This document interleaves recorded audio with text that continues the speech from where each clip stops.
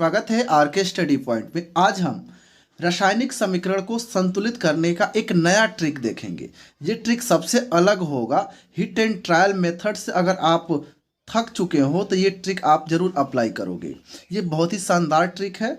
जैसे यहाँ पे आप देख रहे हो केमिकल इक्वेशन हमने कुछ लिखा हुआ है जिसको हम संतुलित करके आपको दिखाएंगे। जैसे ये वाला क्वेश्चन हम पहले नोट करते हैं, इसको संतुलित करके हम आपको दिखाते हैं।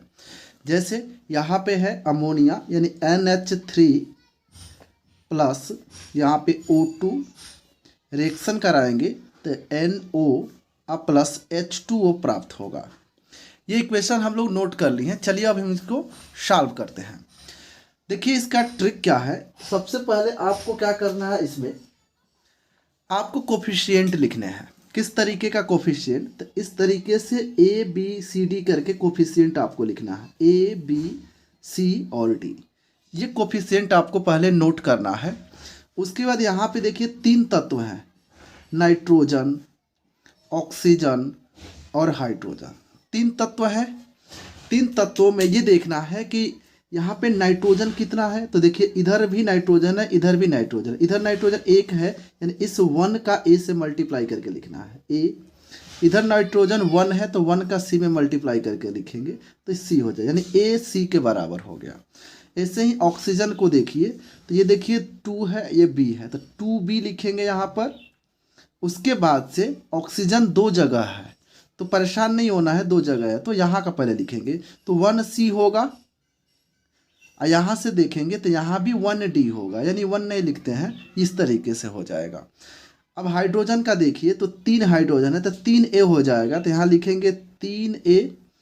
और यहाँ पे देखिए इस साइड में RHS साइड में देखेंगे तो यहाँ पे आप देख सकते हो 2 है, यानी 2D हो जाएगा, यहाँ से 2D हो जाएगा, यानी ये हो गया 3A बराबर यहाँ से 2D। अब आपको क्या करना है, A या C या B किसी के मान जो है कि 1 पुट कर लेना है। जैसे मान लीजिए हम A बराबर 1 पुट करते हैं, A बराबर 1 अगर पुट करेंगे तो C बराबर 1 हो जाएगा। इस तरीके से A C दोनों बराबर है। अब ये जो C का मान है वो हम यहाँ पे रखते हैं, तो चलिए हम रखते हैं, तो ये हो जाएगा 2B बराबर C के जगह रखेंगे 1 और यहाँ पे D का मान हमें रखना है, लेकिन यहाँ पे D का मान पता नहीं है। यहाँ से हम D का मान पहले निकाल लेते हैं। A की जगह रखते हैं तो 3 गुणे 1 लिखेंगे क्योंकि A का मान 1 है, तो हो जाएगा 2D, यानी D बराबर होगा यहाँ से जो है कि 3/2, यानी 3/2 हो जाएगा। अब D का मान हम रख सकते हैं 3/2। ये हो जाएगा जब सॉल्व करेंगे तो 2 का में 2 और 3 5, यानी 5/2 हो जाएगा। इसका इसमें गुणा हो जाएगा तो B बराबर होगा 5/4। ABCD का मान आपको इस तरीके से फाइंड करना है। उसके बाद आपको क्या करना है, देखिए भले ही ये लंबा लग रहा है लेकिन बहुत आसान है। या देखिए ABCD का मान रखेंगे तो A का मान 1 रखेंगे तो ये मिलेगा NH3 प्लस B के जगह पे 5/4 रखेंगे O2। फिर उसके बाद से NO है तो इस C का मान रखते हैं, तो C का मान इसमें 1 है तो 1 रखेंगे, NO हो गया। अब प्लस D का मान है 3/2 H2O हो जाएगा। अब आपको करना क्या है, नीचे से 4 और 2 हटाना है। तो आपको पता है कि इसमें 4 से अगर गुणा किया जाए तो 4 और 2 दोनों हट जाएगा, तो 4 से मल्टीप्लाई करेंगे इस इक्वेशन में। तो देखिए क्या मिलेगा, 4NH3 प्लस यहाँ 4 से मल्टीप्लाई करेंगे, 4 कैंसिल हो जाएगा, मिलेगा 5O2। यहाँ से मिलेगा 4NO, क्योंकि 4 से मल्टीप्लाई हम कर रहे हैं। यहाँ देखिए 4 से जब मल्टीप्लाई करोगे तो 4 3 हो जाएगा 12। अब 12 में 2 से भाग दोगे तो होगा 6, यानी 6H2O हो जाएगा। और ये जो समीकरण मिला है ये संतुलित रासायनिक समीकरण है। आप इसको जो है कि काउंट करके देख सकते हो। इसके बाद हम लोग एक और क्वेश्चन लेते हैं, इसी के साथ हम उस पर अप्लाई करते हैं। तो चलिए क्वेश्चन और हम ले लेते हैं। जैसे दूसरा हम क्वेश्चन लेते हैं, FeS plus O2 Fe2O3 plus SO2। ये दूसरा एग्जाम्पल हम लोग लिए हैं। इसमें भी आपको क्या करना है, पहले जैसा कोफिशिएंट जैसे लिख रहे थे वैसे लिखेंगे। जैसे यहाँ ए बी सी और D, A B C D. अब आपको क्या करना है, इसमें एफ ही एक तत्व है, इसको लिखेंगे, ऑक्सीजन भी तत्व है, इसको भी लिख लेंगे, सल्फर भी है, और बस इतना ही है, FeO और S है। अब आपको क्या करना, फेरस दोनों साइड में देखना है। यहाँ 1 फेरस है तो A हो जाएगा, यहाँ 2 फेरस है तो 2C हो जाएगा, ये हो गया। ऑक्सीजन देखेंगे तो यहाँ 2 ऑक्सीजन है तो 2B होगा, और यहाँ पे ऑक्सीजन 2 जगह है तो 2 जगह लिखेंगे। देखिए 3C प्लस यहाँ से 2D, ये हो जाएगा। सल्फर के लिए लिखते हैं तो देखिए यहाँ पे एक सल्फर है तो A होगा, और यहाँ पे भी एक सल्फर है तो D होगा, यानी AD के बराबर हो गया। यहाँ पे A बराबर अगर 1 हम पुट करते हैं तो मिलेगा यहाँ से C बराबर, अगर 1 पुट करोगे तो 1 बराबर 2C हो जाएगा, यानी C बराबर हो जाएगा, चलिए थोड़ा सा ऊपर कर लेते हैं, C बराबर होगा 1/2। C का मान निकल गया 1/2, A का मान निकल गया, मतलब रखे हैं 1, तो A जब 1 है तो D बराबर भी 1 होगा, क्योंकि AD बराबर है, बस B का मान फाइंड करना है। तो यहाँ से कर लेंगे, देखिए C का मान है 1/2, यानी 3/2 हो जाएगा, और यहाँ 2, और D का मान है 1, 2 × 1 यानी 2।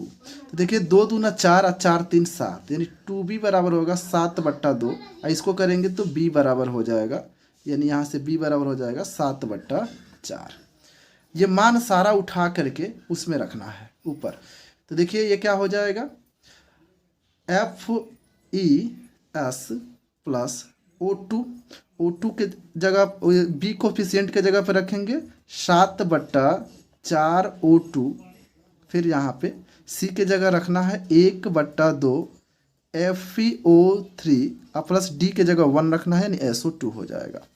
नीचे से एक चीज़ देखिए, फिर से हमें 4 हटाना पड़ेगा, तो 4 से गुणा कर देते हैं सब में, तो ये हो जाएगा 4FeS प्लस 7O2, क्योंकि 4 कैंसिल हो जाएगा, ये हो जाएगा 4 से गुणा करेंगे तो 4/2 हो जाएगा, यानी 2 दूना 4 FeO3 प्लस ये हो जाएगा 4SO2।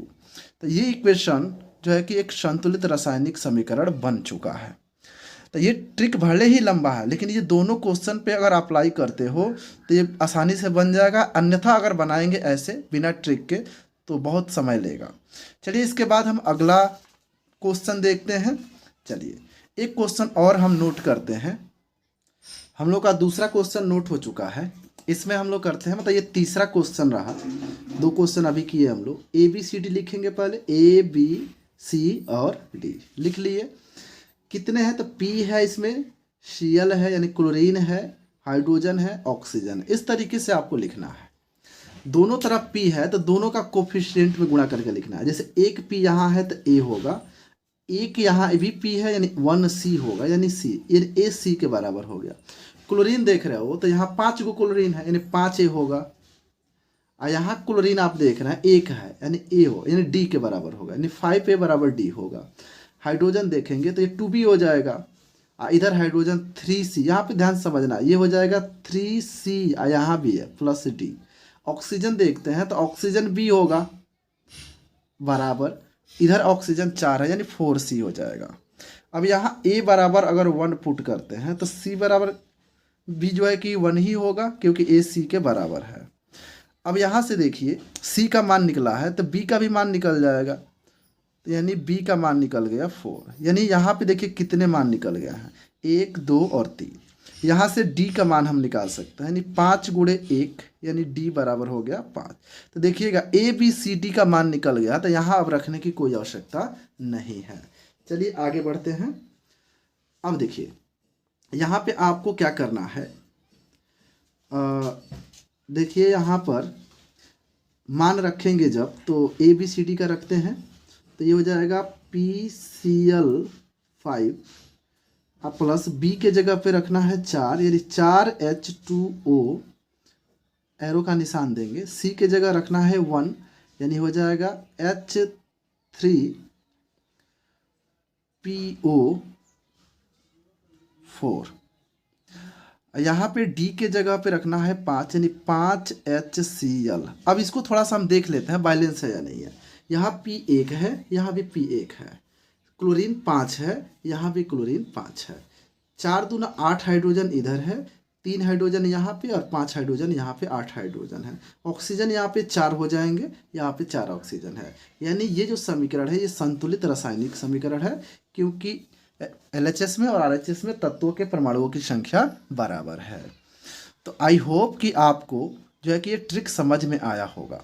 अगर ये ट्रिक आपको समझ में आया है तो हम आपको होमवर्क के रूप में कुछ क्वेश्चंस ये देते हैं, आप लोग इसका स्क्रीनशॉट कर लीजिए और इसको आप लोग ट्राई कीजिए।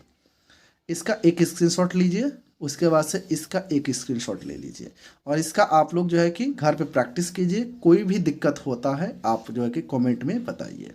और अगर चैनल पे नए हैं तो चैनल को सब्सक्राइब कर लीजिए और वीडियो को लाइक कर लीजिए। Thank you.